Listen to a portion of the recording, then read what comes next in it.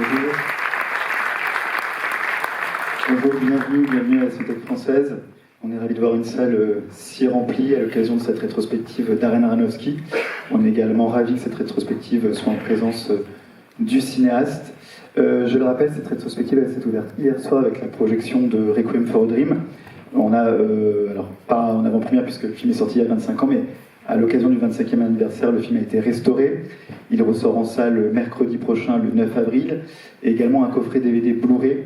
Je rappelle d'ailleurs une signature par le cinéaste ce samedi à 18h. Quelques remerciements. Jean-Fabrice Janaudy, gérant des Acacias, les Acacias qui ressort Requiem for a Dream en salle, et également, donc toute l'équipe des Acacias également, et Rania Griffith, la co-créatrice de Bubblegum, à qui on doit la sortie du coffret DVD Blu-ray. Voilà, je le rappelle également, un des temps forts de cette rétrospective, c'est évidemment la projection de Black Swan ce samedi à 14h30, suivi de la masterclass avec le cinéaste qu'on remercie infiniment de présenter la plupart des séances de cette rétrospective. Mais pour l'heure, c'est son premier long métrage que vous allez découvrir, voir ou revoir. D'ailleurs, qui a déjà vu, enfin qui va découvrir plutôt pour la première fois Pi ce soir. Donc, on a eu raison de faire cette rétrospective et d'organiser cette projection. Vous allez d'ailleurs voir le film dans sa version restaurée 4K, donc c'est assez exceptionnel. Et le film mêle, il y a mysticisme et matérialisme. Voilà, c'est un film qui a été réalisé en 97, donc on est avant le début des années 2000. Mais pour en parler, bien sûr, le réalisateur lui-même, ce sera beaucoup mieux, Darren Aronofsky. Merci de l'accueillir très chaleureusement. Merci.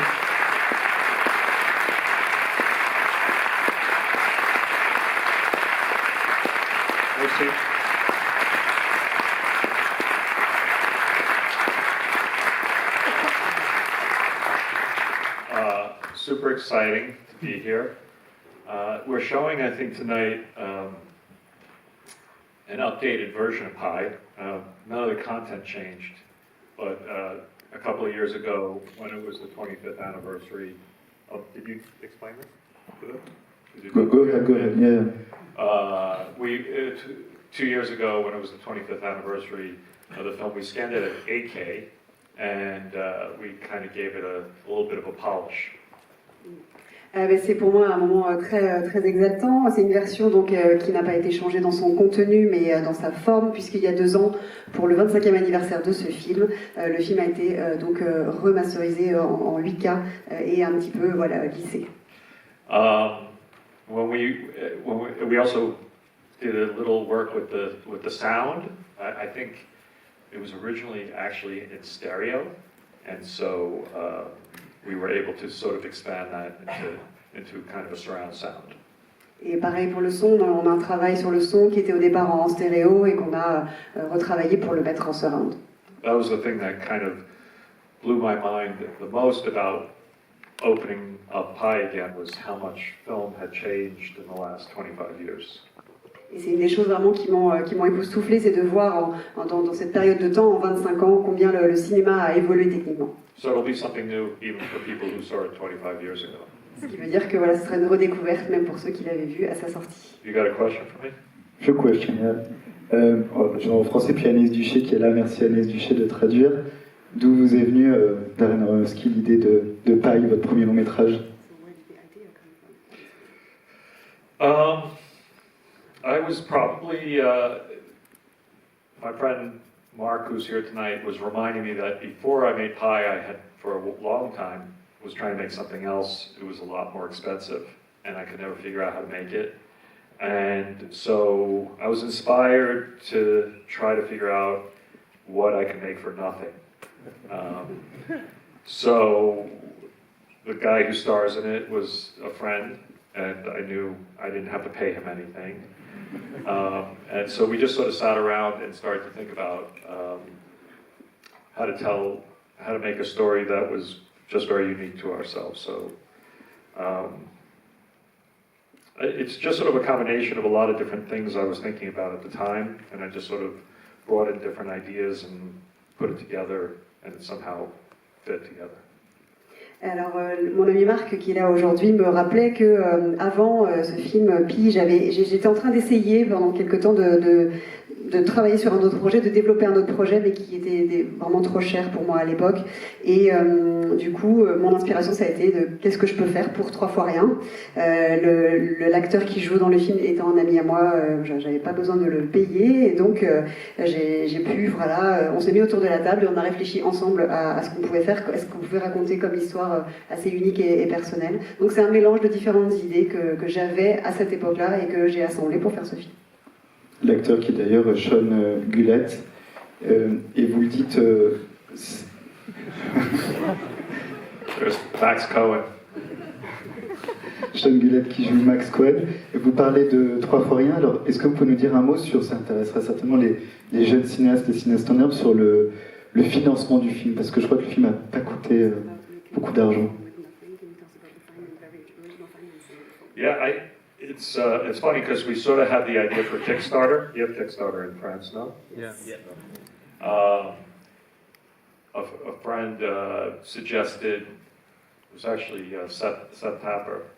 I went to a mutual friend of, anyway, I said, I had one friend who had a lot of money, and I was like, can you give us some money? And he said, no. But he said, why don't you go ask everyone you know for $100 each, with the promise you'll give back $150 in return. So it was like an early Kickstarter idea. That sort of started it. We made the movie for $20,000 US. But it was that's not completely true, because there was a lot of free labor and a lot of people donating a lot of things. And what we did is we basically gave 50% of the movie to the investors, and the other 50% we shared equally amongst all the filmmakers. So everyone who worked fully on the film made the same amount. I made the same amount on it as the person who held the boom. And we still get checks for it every once in a while, and still send out checks to people. It's funny because certain people disappeared, because we were young filmmakers. It was before you had email or Facebook, and so like there was one guy who literally held the boom the whole time, and we lost him. It turned out he moved to Tokyo, and eventually somehow we tracked him down. And we had a pretty big, by then it was like 25 years of profit, so it was a decent amount of money. And it changed his life, so it was kind of cool how it all worked out. Alors ça s'est fait sur un modèle qui est une sorte de financement participatif avant l'heure d'Internet. C'est un ami qui m'a dit qu'il avait de l'argent. Je lui ai demandé s'il pouvait me donner de l'argent, il m'a dit non, mais que si je proposais autour de moi à tous les gens que je connaissais de me donner, de mettre $100 dans le projet de film avec la promesse d'en récupérer 150, eh bien, ça pourrait fonctionner. Et comme ça, on a fait le film avec $20 000, mais il faut ajouter à ça, évidemment, tout le travail gratuit et également les donations qu'on a eues en tout genre. Mais ensuite, on a partagé vraiment les recettes à parts égales entre toutes les personnes qui avaient travaillé donc, gratuitement sur le film. Donc moi, j'ai touché la même part que, par exemple, le Perchman, ou toutes les parties prenantes, et régulièrement de temps en temps on reçoit encore des petits chèques les uns les autres. Comme c'était avant la généralisation du mail, certains ont disparu un peu de la circulation, comme on était très jeunes, il y en a qui ensuite ont eu des parcours de vie et sont un peu partis, et notamment un des Perchman, on s'est rendu compte qu'il avait déménagé à Tokyo, mais on l'a retrouvé longtemps après, et il y avait un chèque pas négligeable pour lui, parce qu'il y avait 25 ans d'arriérés de recettes. Et c'est justement pour des raisons budgétaire ou esthétique que vous avez voulu tourner en noir et blanc?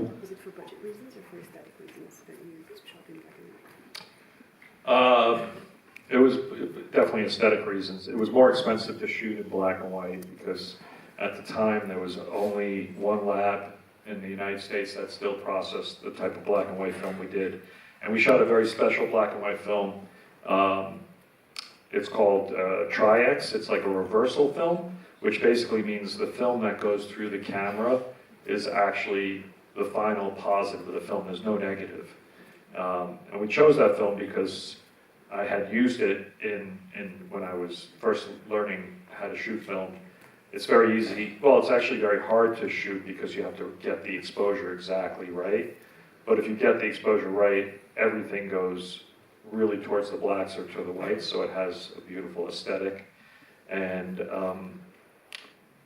I mean, the economic decision was, I knew I didn't have enough kind of control over the color palette of the environment.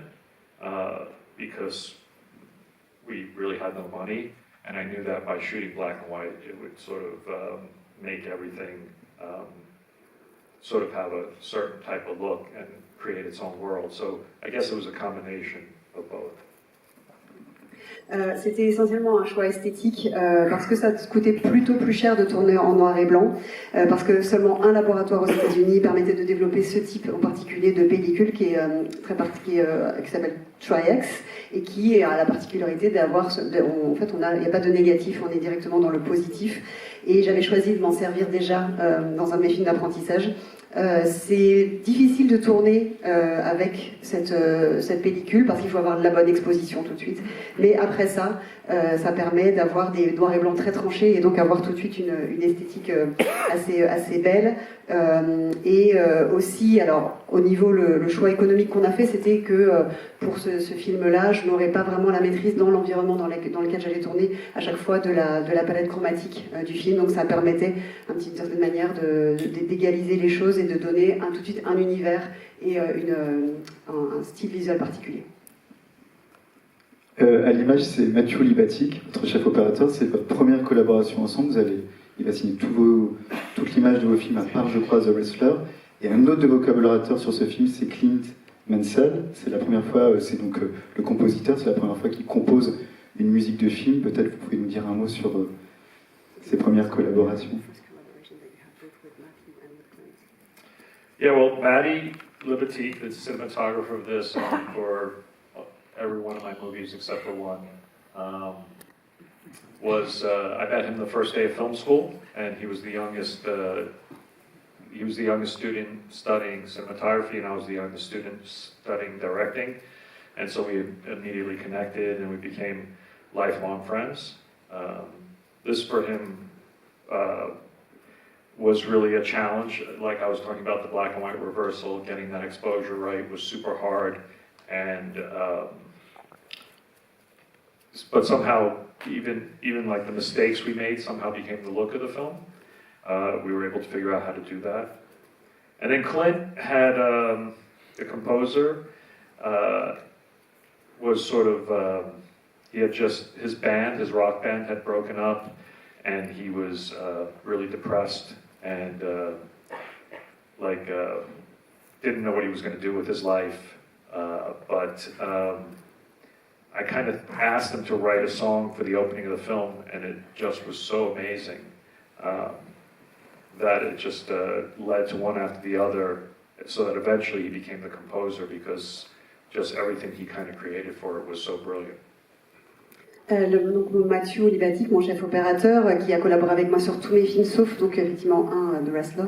Je l'ai rencontré le premier jour à l'école de cinéma. C'était le plus jeune étudiant en photographie et enfin en chef opérateur, et moi j'étais le plus jeune en études de réalisation. Et on s'est liés d'amitié, on est restés amis pour la vie. Alors du fait de cette pellicule très particulière, c'était un grand défi pour lui, cette histoire d'exposition pour filmer. Mais au bout d'un moment, même nos erreurs finalement ont contribué au style visuel du film. Quant à Clint Mansell, le compositeur, c'était une période où il était dans un groupe de rock qui venait de se séparer, il était un peu déprimé, il savait pas trop ce qu'il voulait faire dans la vie. Et je lui ai simplement d'abord demandé de composer une chanson d'ouverture pour le film. Et le morceau était tellement incroyable que de fil en aiguille, en fait, il a composé un morceau puis un autre, et c'est devenu la bande originale du film. J'ai mentionné le personnage de Max Cohen, mais il y a aussi un autre personnage dans le film, c'est le personnage de Lenny, ce juif orthodoxe. Comment vous avez eu l'idée d'intégrer ce groupe de juifs orthodoxes dans le film?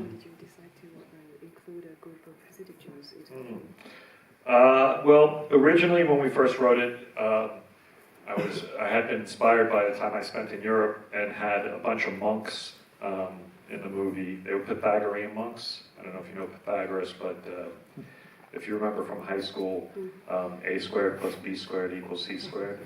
So when I was younger and I'd go around Europe, you'd see these monks walking around sometimes in some of the cities. But we don't have monks in New York. And I was trying to figure out what to do about that. And I was actually on the bus, and I remember looking out of the window and seeing some Hasidic Jews, and I was like, oh, they could work, and they actually look better in black and white. Alors au départ, ce qui m'a inspiré, c'est dans les voyages en Europe, je voyais parfois des moines dans les villes, des moines pythagoriens, mais à New York, il n'y en a pas. Et c'est un jour, par la vitre d'un bus, j'ai vu dans un quartier des Juifs orthodoxes, et je me suis dit que ça marcherait aussi très bien, et même encore mieux, parce qu'en noir et blanc, ça rendrait encore mieux. C'est vrai que ça rend très bien. Une dernière précision, je ne l'ai pas mentionné quand j'ai introduit le film, mais vous avez obtenu pour ce film, le prix de la mise en scène à Sundance.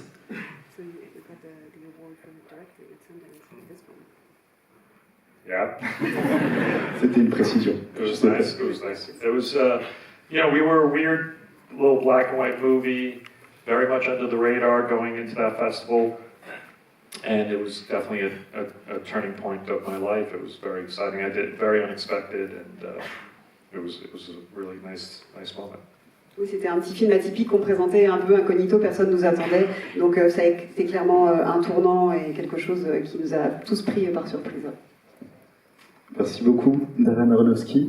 On se retrouve tout à l'heure pour ceux qui le souhaitent à 20h. I wanted to say I'm very grateful to have an audience here in Paris watching a 27-year-old film, which is probably older than some of the people in the room, so it's really nice.